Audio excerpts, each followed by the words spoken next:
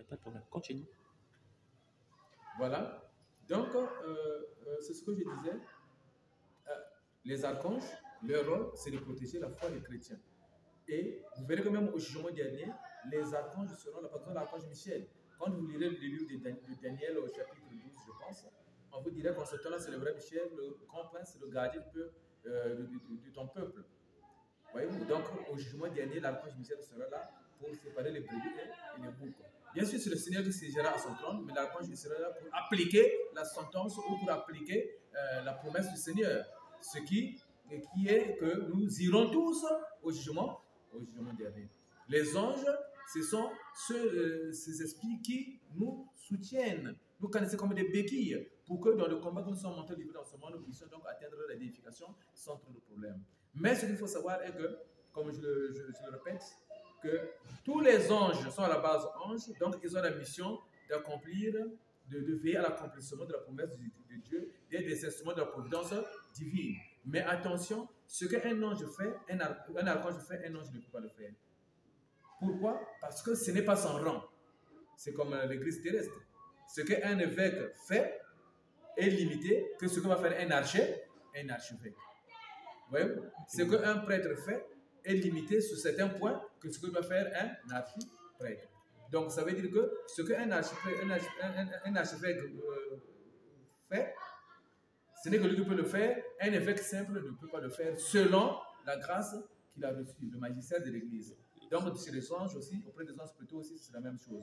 Ce qu'un ange fait, tous les anges peuvent le faire. Mais ce qu'un archange fait, un ange ne peut pas le faire s'il est limité au rang d'ange. C'est une grâce qui n'est pas irréversible. D'accord, mon père. Donc, en somme, comme vous l'avez dit, les chérubins et les séraphins trônent. Eux, ils tournent autour du trône de Dieu en chantant Saint, Saint est le Seigneur. Donc, les dominations, les vertus, les puissances, vous nous avez dit que les puissances, les dominations nous permettent de dominer sur nos sens pour que nous ne tombons pas dans les péchés. Donc, les puissances, maintenant, cela nous permettent aussi de dominer le diable, c'est ça? Les puissances? Oui, les puissances, tout ça, c'est pour nous protéger les embûches que les démons placent sur notre chemin, pour que nous ne puissions pas péricliter dans notre chemin. D'accord. Et les archanges? Et les archanges nous aident à protéger la foi que nous avons. Parce que c'est cette foi qui va nous sauver. La foi, c'est le patrimoine le plus précieux que nous avons. Alors, les archanges sont là pour veiller. En fait, les archanges sont le protecteur de l'Église qui est sur la terre, le peuple de Dieu. Tous ceux qui prient, doivent être protégés par les archanges. Et les anges éventuellement nous aident comme des béquilles pour nous accompagner jusqu'à l'accomplissement de notre choix que nous avons fait sur la terre pour aller dans le royaume de Dieu. Parce que aussi aller dans le royaume de Dieu, c'est aussi un choix personnel. Quelqu'un peut choisir d'aller en enfer librement, tout comme aller au... D'accord. Mon père, j'avais une question. Mais quand nous invoquons les anges, par exemple, quand nous invoquons les anges pour nos situations, par exemple, nous invoquons Saint Michel, Saint Raphaël pour nos situations, est-ce que c'est la même chose quand nous invoquons, par exemple, aussi les saints qui ont été déifiés? Par exemple, Saint Pantaleimon qui est derrière nous, derrière vous, pardon. Lui, par exemple, est-ce que c'est la même chose? Est-ce que c'est le même niveau? Par exemple, comme par exemple, je fais une prière à Saint Michel Archange, est-ce que c'est la même chose que je fais une prière à Saint Pantaleimon? C'est quoi la différence entre les deux? Bon, la différence, c'est d'abord dans leurs origines. Saint Pantaleimon, au départ, c'est un être humain comme moi, comme nous, qui a fait ses preuves, qui a travaillé pour le Seigneur et qui a été donc glorifié par l'Église, c'est-à-dire que l'Église a reconnu les œuvres qu'il a fait par des signes.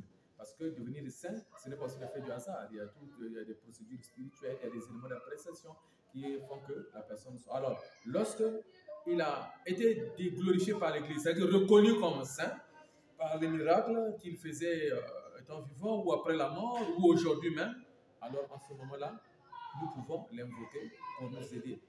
C'est pourquoi à la base, lorsqu'on est baptisé orthodoxe, on vous change de nom. Vous allez remarquer ça, on change toujours de nom. Mais pourquoi on change de nom? On vous donne le nom d'un saint. D'une manière générale, un saint qui a vécu sur la terre comme toi et moi, mais qui a remporté la couronne de victoire par le combat de la foi. Alors, cela sera pour toi un modèle à suivre. Donc, tu dois donc connaître ses enseignements, comment il a vécu sa vie, mais aussi